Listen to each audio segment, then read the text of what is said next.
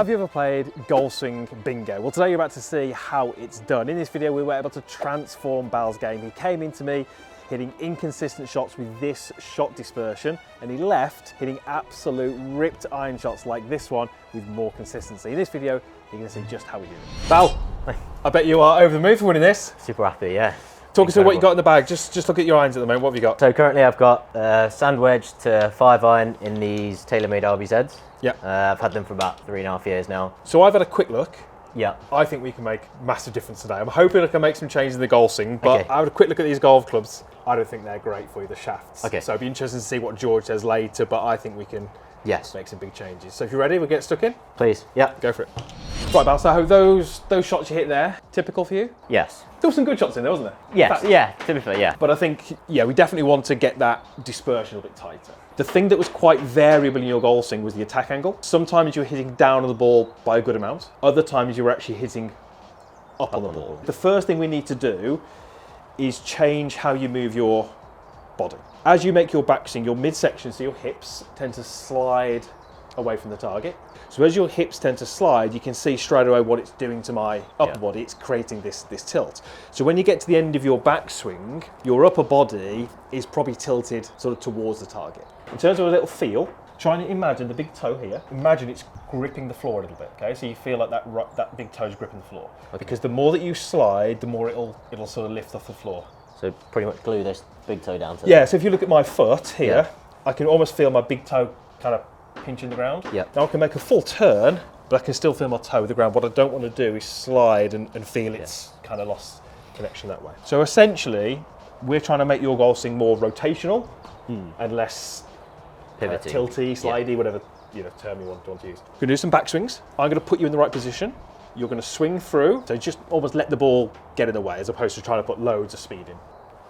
So we're not looking to hit great shots here, we're just starting to get them work back up to a full swing. So would this then solve some of the issues why you would top the ball? So if the angle of attack, if it's there, if I'm level, I'm hitting pretty much here or here on the ball, not. I mean, if I jump on, let's say I'm hitting a little chip, and I wanted my club to land on the ground where the ball is. Yeah. Which would make sense. Yeah.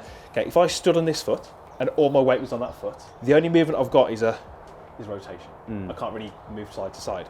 But what would happen there is my club would quite easily land in the same place every time. But if I stood here and I tried to get my club to land in the same place, but I had lots of movement, I mean, it would be really quite variable in where it landed. I wouldn't say you will top it. I wouldn't say you will thin it. I wouldn't say you'll fat it, but you can get all of those. Yeah. And it's just what happens is just, what happens whenever exactly.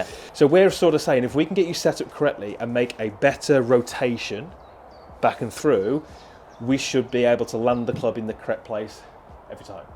Just try and put a few of those together. Feel strange? Yes. Yeah, a little bit. That's good. So the whole idea of making a change is to improve impact. So we are looking at impact to have your handle more forwards, which will cause you to have a more downward attack angle. So all I'm going to get you to do now is I want you to take a setup. I want you to make that nice new backswing that you've got, and I actually want you to focus more on the peg rather than the ball. Okay. So if you were to hit the peg, the ball would get hit as well. Yes. Okay. And I want you to just imagine this shutter. I dropped it all the way down, and it's around about knee height. So you've got to stand here, you've got to make that good turn, and you've basically got to try and imagine you're driving that ball under that shutter. Yeah. That felt better, yeah. Okay, so straight away that felt better. So there's your -4, okay? Wow. So this time, no tee, but you can still visualise it. Okay, right here, good. Now that'll be even higher smash factor. Go, 1.32. So now we're starting to get -4, -3.8, -3, smash factor 1.37, ball speed's higher. We're starting to get much closer to where we need to now. I want you to see if you can get your launch angle lower, which basically means everything we've done, you do it more. Okay. So same backswing. Yep. Okay. So stay there. Your impact will need to feel like just more exaggerated. Okay. Because I want you to take the loft on that club, and I want you to really squeeze it off. That's it. Yeah. Okay. Oh, it's like a model student there, aren't you? It felt really good as well when I hit it. Okay. 5.9. So I said go more extreme. You went more extreme. Yeah. Okay. So just started the fitting. There's Bal, and we've got George from TaylorMade, who's Just starting off by looking at Bal's current irons, looking at his numbers, his ball flights and all the kind of data before he starts to make some decisions on how to go forwards. He definitely thinks the clubs he's got are wrong for him. Shafts are nowhere near where they need to be. So it'll be interesting to see how much of a change they can make in this session. Your club path generally wants to go between sort of 5 to 10 degrees out to the right. So in order to get that ball coming back, you turn the face over so that you hit that draw. Your issue is sometimes is that you get the overdraw, okay, where the face gets shut down quite a lot. So 6 degrees there. So what our goal really will be to focus on trying to get the face a little bit more neutral so we don't see as much shape. Stealth HD are the two that we have there. Yep. Stealth will definitely be a better solution for you. Okay. Reason with the HD, obviously it's just designed for people that maybe hit it right. Okay. You've got the overdraws, so that will add to it, whereas this will try and calm it down a little bit more. Perfect. But we'll get the shaft to work along with it. So they're making a massive change to the club shaft. So his club shafts in his old irons were around about 80 grams.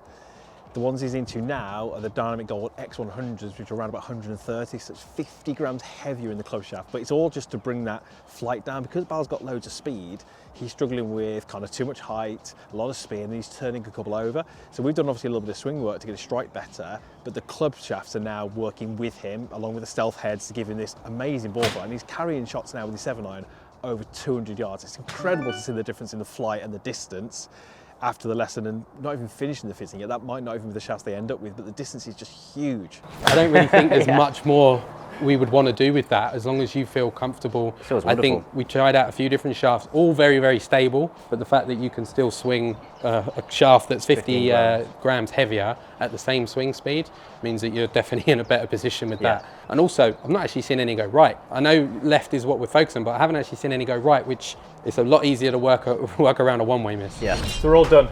Lesson and fitting, this is what George went into. So stealth irons, they look great, don't they? They're Really, really really good. nice. The biggest difference, the huge difference, is that we went for the X100 shaft. This weighs about 130 grams. These are about 80 grams. Massive difference. They were regular flex. Yes. This is extra stiff because of that huge speed you've got. Yep. We've also gone slightly flatter, 1 degree flat, and also given Bal 2 degrees weaker in the loft because distance is not what you need. You need a bit of control. So how did they feel? Amazing. Honestly, as soon as I think this was the first one, the first shaft that I tried, and it felt really nice. Tried a few others, but yeah, this one was brilliant. I mean, George obviously had the Trackman down there, but standing behind, I could just see the ball flight. Like, as you started, I couldn't see the ball flight because the roof was in the way, and then as it started to go through and put you into that shaft, it just started to get, and your distances, you were like 180, 189, 190, 200, whereas at the start, there was a lot more variation in there. It was a huge disparity, but they sound incredible as well. They sound really good. So, we're going to get those built, shipped out to you. Yep. I know you've got a stag do to go to tomorrow, so when you come back from that stag do, hopefully you have a brand new set of irons. Amazing. Mate, thank you for coming down. I hope you had a Honestly, good day. thank and you. Enjoy your new clubs. Thank you.